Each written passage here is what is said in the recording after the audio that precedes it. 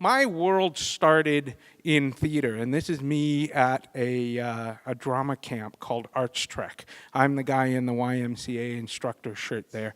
And my world was theater. Theater sports, I loved theater. I loved improvisation. I went to McEwen. I had the privilege of performing the role of Candide in the Fringe one year. Loved the Fringe. My world was all about the arts. And then one day, everything changed. And I discovered digital media. I had an interesting career that took me through all kinds of interesting experiences, and it landed me in this place called Guru Digital Arts College. We recently rebranded with the mayor of Edmonton. He came in and did a launch with us, and we made him wear the Oculus Rift. Now, if you haven't heard of the Oculus Rift, it's pretty freaking cool. You put this headset on, and that's the mayor trying to hit something like a piñata in the virtual reality world that we created for him for what we called the virtual ribbon cutting. And it allowed us to launch our brand and our name in VR. We also had the projection of what he was seeing, so people weren't just watching this guy go, you know. Then I discovered, or I also have discovered, the world of projection mapping.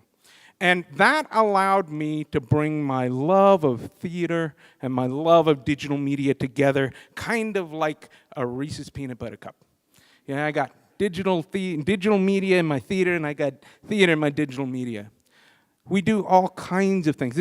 Projection mapping is where you take non-standard surfaces and you project stuff onto them. You map onto them. You use all kinds of interesting tools. We did a thing with an umbrella and projected onto that. We projected onto a window frame. Down here is a little motorcycle helmet that we painted white, and we projected onto that. We project onto everything. And we improvise at the same time. So these projection tools actually allow us to do real-time video mixing, so we can drop in effects and whatnot. We also do big projections. This is the ribbons in the AGA, the Art Gallery of Alberta. My goal is to eventually project onto the outside of that place. The other thing that is really cool about projection mapping and the projection world is the interactivity. And I was invited to go to the Banff Centre and participate in a workshop for a piece of theater that required the actor who was on stage, who was performing, to be an avatar in a video game. I had to do some crazy coding to combine a video game with the Kinect, with the projection software, to actually project a working environment for the actor to walk through in real time. So what we ended up doing is we didn't have the technology to pipe it straight to the projector. So what we had to do was we had to project a video camera connected to a projector, and we ran the simulation. Now the bottom part here is what the actor was able to look at and make sure that he was staying on track, because there was a path that he had to follow. This fellow here is my mentor, Bob Boniel. He's from Seattle. He does big shows like Shania Twain's show in Vegas, and he works with the Blue Man Group, and so he's a real inspiration to me. We were using these gigantic projectors that allowed us to project onto a scrim in front of the actor as well as behind the actor. So it was just insane.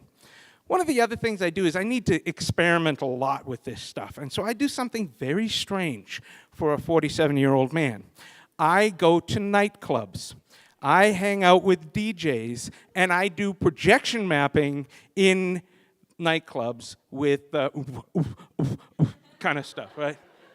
It's a blast, and you can screw up, and nobody notices. They don't really care. Right?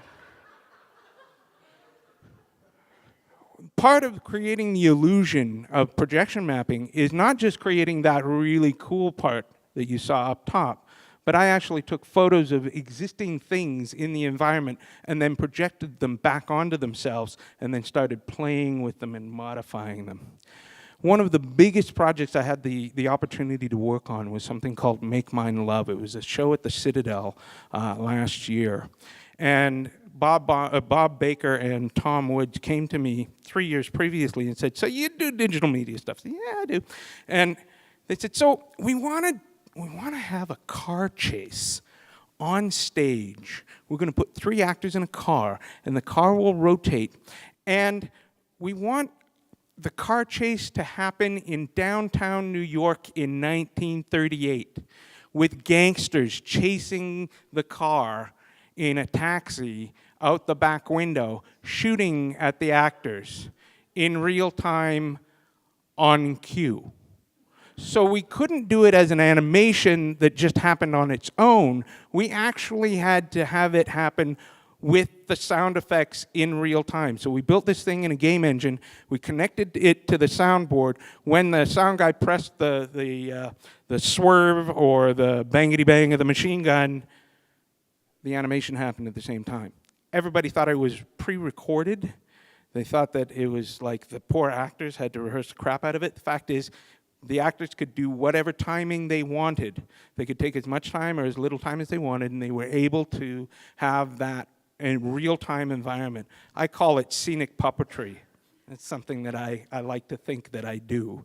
So this is my canvas. That is my paintbrush. And I'm looking forward to whatever I get to do next. Thank you so much for your time.